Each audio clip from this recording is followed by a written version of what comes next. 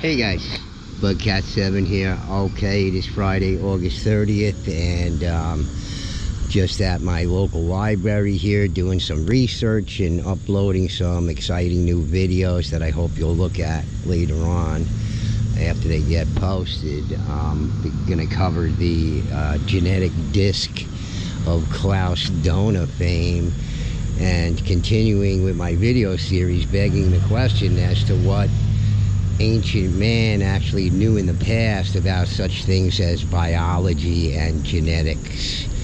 So you might want to catch that. It's hardly surprising they might know something about biology and genetics. They certainly knew about botany and horticulture and a great many other things, mathematics, astronomy, etc., etc. So I hope you'll look at those later. Well, what I often do at the library here is I go out to the dumpster here, as you can see right ahead of me, and I look and see what they might be throwing out, because they do throw out books periodically, I guess, to make room for new stuff and to get rid of old stuff that apparently is not really getting read. So I was just looking over all the stuff here, and it seems to be a lot of books on World War II. And it's kind of sad, because it's an indication that, you know, the people who might be interested in this type of reading material are pretty much all gone. And I would say in the next 10 to 20 years, all of them will be gone at this point, you know. So certainly very few veterans left, and people from that generation in general. So it's just kind of sad to see that they're throwing out all of these books. There doesn't seem to be anything wrong with them, but I guess maybe they try to sell them, they can't give them away. But to me, it's sort of melancholy, because, you know, I grew up in the 60s, and when I was a kid, I mean, everybody around me was like a World War II veteran, and certainly the people in my family. My grandfather was in Patton's Third Army in an artillery unit. My other grandfather was in the Navy. He was on the USS California that got hammered by kamikaze planes. My Uncle Bruddy was a tail gunner in a B-17. He was a little short 5'5" guy, so he fit right in that machine gun turret in the tail there nicely.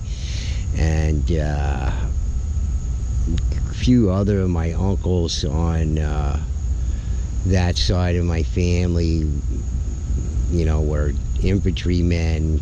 One of them, my Uncle Sam, he got hit with the shrapnel from a potato masher, which was like a Nazi German grenade that looked like a potato masher.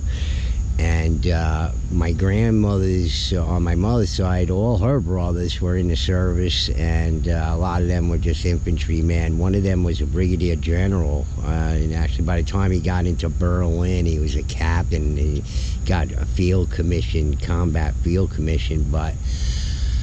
And I went to a school named after a veteran, Stephen E. Karofsky Elementary School in Levittown, which was primarily, you know, World War II veterans. Almost everybody there was, and all the kids I went to school with were, you know, kids from those people, you know. So it's very, you know, it's sort of indicative of, you know, what generation sort of disappearing. And here's the evidence of it, you know, the books that these people might have been interested in reading, they're all getting thrown in the garbage. So anyway, guys, I just thought I'd just make an observation here and put it on video, because it's just interesting to me and have a lot of feelings about it. But I thought you might be interested, and I put the video up for posterity, somebody like me making a note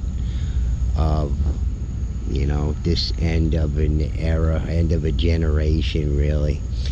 All right, so on that sort of melancholy note, guys, think about it a little bit, and please do watch my latest videos, and I will be seeing you very soon with the new video. All right, Bugcat7 signing out. Peace.